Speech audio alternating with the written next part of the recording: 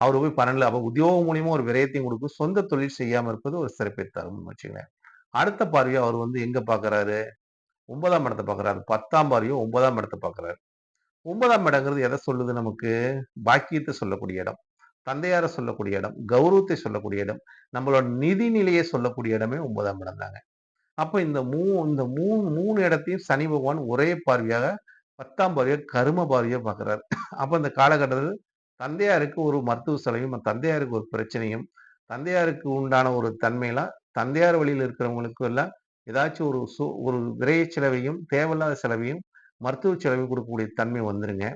அதே மாரி உங்களுக்கு கௌரவத்துக்காக ஏதாச்சும் இந்த காலகட்டத்தில ஏதாச்சும் நீங்க ஒரு செய்யலாம்னு நெனச்சீங்கன்னா, அதுல உங்களுக்கு அவப்பெயர குடுத்துருங்க. ஏன்னா சனியோட பார்வை.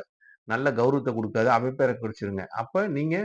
அப்ப தெய்வ வழிபாட்டை அ கெட்டியாக பிடித்துக் கொள்ள வேண்டும். தெய்வ வழிபாடுனா என்ன? ஆன்மீக வழிபாடு, சித்தர்கள் வழிபாடு, இந்த மாரி ஒரு கோவில் கோபுரத்தை நீங்க கும்பிட்டா கூட சிறப்பை தரும்னு வச்சுக்கங்களேன்.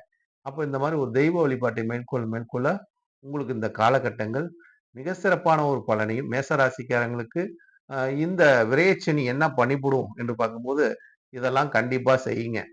அப்ப இதெல்லாம் செய்யாம இருக்கணும்னா, நான் சொன்ன மாரி இந்த வழிபாட்டையும் நீங்க எத கடைபிடிக்கணும், என்னென்ன செய்யலாம் என்பதை நான் சொல்லியிருக்கிறேன்.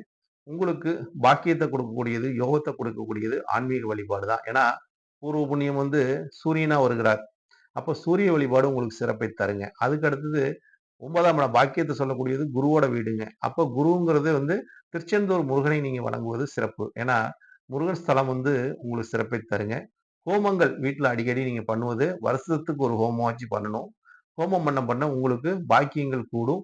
ஹோமத்துக்கு போவது ஒரு பாக்கியம். அதாவது ஹோமம், பூஜை இந்த மாரி கும்பாபிஷேகம் இதெல்லாம் கலந்துக்கிறது உங்களுக்கு மிகப்பெரிய ஒரு பாக்கியத்தை ஏற்படுத்தும். இந்த மாரி ஒவ்வொரு நிகழ்வும் இருக்குதுன்னு வச்சுங்களேன். இதெல்லாம் நம்ம வந்து அந்த ராசிக்காரங்கள் இதை உணர்ந்து செயல்படணும். அதாவது நான் சொல்றேன், இவரு சொன்னாரு அப்படின்னு பண்றதெல்லாம் கிடையாதுங்க.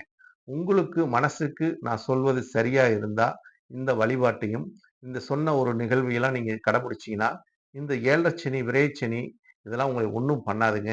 அதே மாரி உங்களுக்கு நிம்மதியான தூக்கம் வேணும்னா, நைட்டு படுக்கும்போது வீட்ல வந்து நீங்க ஒரு துண்ணூற பூசிக்கிட்டு, அதாவது ஒரு சாமிகிட்ட வந்து நீங்க வேண்டிக்கிட்டு, எனக்கு நிம்மதியான ஒரு நித்திரை சுகத்தை குடு அப்படின்னு வேண்டிக்கிட்டு, நீங்க சயன சுகத்தில் படுக்கும்போது, நெத்தியில திருநீற வச்சுக்கிட்டு படுக்கும்போது, உங்களுக்கு நிம்மதியான ஒரு தூக்கத்தையும் குடுக்கும் நண்பர்களே.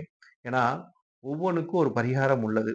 ஏன்னா, நமக்கு இதுதான் நடக்கும், இப்படிதான் பயணிக்கும் அப்படின்னு தான் நிச்சயமா அத மாற்றக்கூடிய சக்தி ஆன்மீக வழிபாட்டுக்கு 100% உண்டு. நம் மனதை மாற்றக்கூடிய சக்தி ஆன்மீகத்துக்கு உள்ளது. அதனால ஆன்மீக வழியில் எந்த அளவுக்கு நீங்க செல்றீங்களோ, அந்த அளவுக்கு உங்களுக்கு சிறப்பை தரும் நண்பர்களே.